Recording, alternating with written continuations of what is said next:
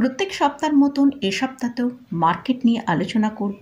Nifty এবং bank Nifty আগামী সপ্তাহে কীরকম মুভ করবে এবং কোথায় তার ইম্পর্ট্যান্ট লেভেল আছে সেই নিয়ে ডিসকাস করব। এছাড়াও দুটো স্টক সম্পর্কে আপনারা আমার ভিউ জানতে চেয়েছেন, সেই দুটো স্টক সম্পর্কে আলোচনা করব। তাহলে ভিডিওটা শুরু করা যাক। আমি নিরুপমা শেয়ার শেখো চ্যানেলের পক্ষ থেকে সকল বন্ধুদের স্বাগত জানাই।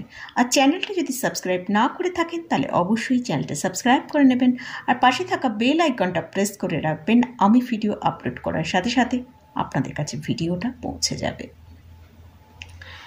তাহলে আমরা মার্কেটের মধ্যে লাস্ট ফ্রাইডেতে দেখেছি একটা খুব ভালো র্যালি এসেছে। আমরা নিফটিতে ক্লোজিং পেয়েছি 24,541।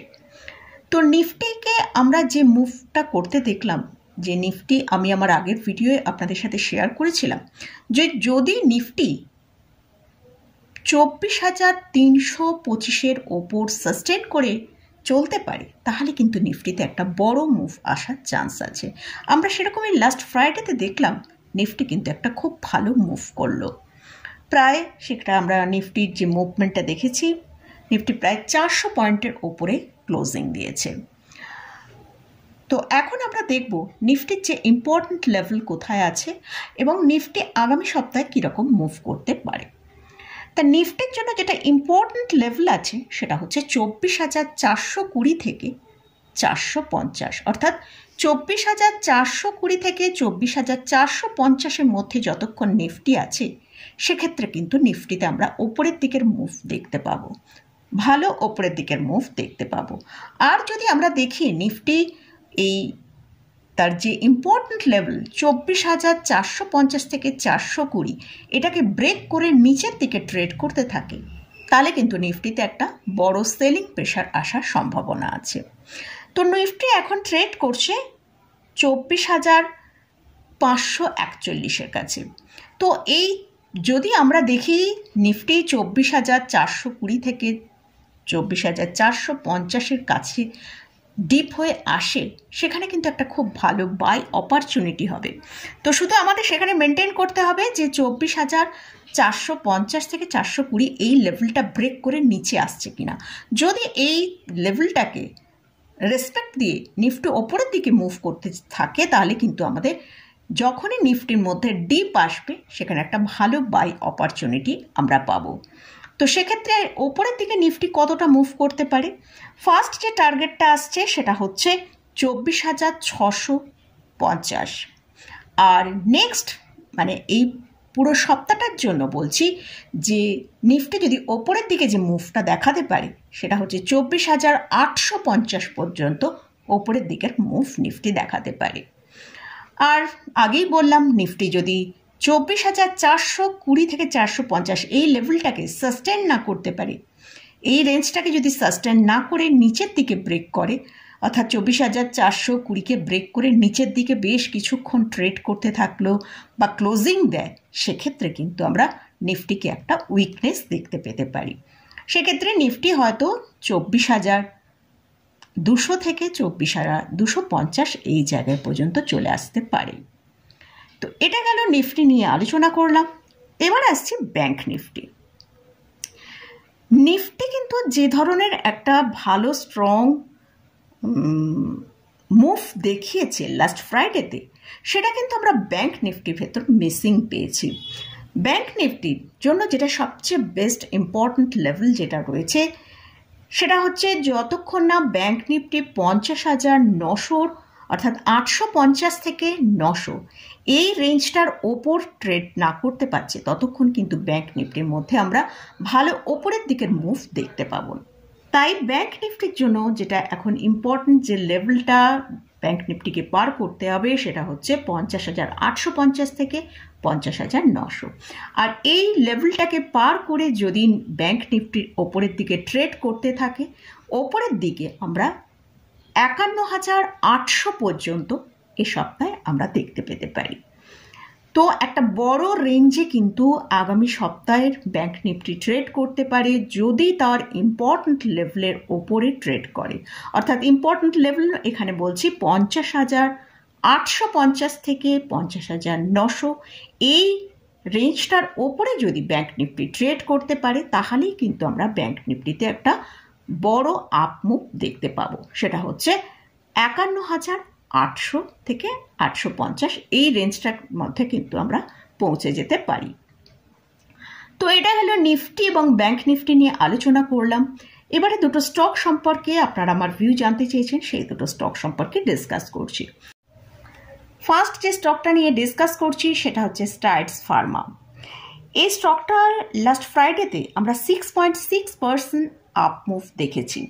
এখন কারেন্ট প্রাইস চলছে 1307 টাকার কাছে। এটা একটা মিড ক্যাপ ক্যাটাগরি স্টক, আর এই স্টকের মার্কেট ক্যাপিটালাইজেশন হচ্ছে 12,087 করোড়। কোয়ার্টার ওয়ানের রেজাল্ট এসে গেছে, সেখানে আমরা নেট প্রফিটের মধ্যে একটা ভালো জাম্প দেখতে পেয়েছি। যেটা মার্চ কোয়ার্টারে এরা দেখিয়েছিল 10 করোড়, সেটা এই জুন কোয়ার্টারে আমরা দেখছি 68 করোড় নেট প্রফিট এসেছে। সেটা কিন্তু মানে স্টকের প্রাইস এই জন্যই কিন্তু এতটা হাইতে ট্রেড করছে, এবং এই স্টকটা প্রায় 9 বছর পর তার যে হাই প্রাইস, যেখানে সর্বোচ্চ হাই তৈরি করেছিল, সেই 1373 টাকার কাছে যাবার চেষ্টা করছে। যদি ওটা ব্রেকআউট করে তাহলে কিন্তু এই 9 বছরের হাইকে ব্রেকআউট করবে। তো আমরা দেখেছি লাস্ট ফ্রাইডেতে যেটা ক্লোজিং পেয়েছি 1307 টাকার কাছে, হাই করেছিল 1324 টাকার মতন হাই করেছিল।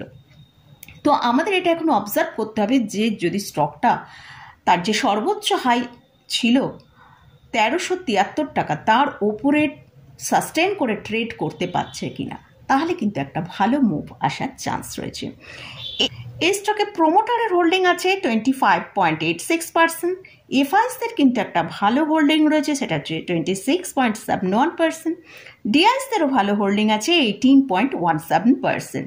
তবে এই স্টকের ক্ষেত্রে একটা কথা বলি, যেটা নাকি এটার এখন যে পিতে ট্রেড করছে সেটা কিন্তু 116 কাছে পি ট্রেড করছে।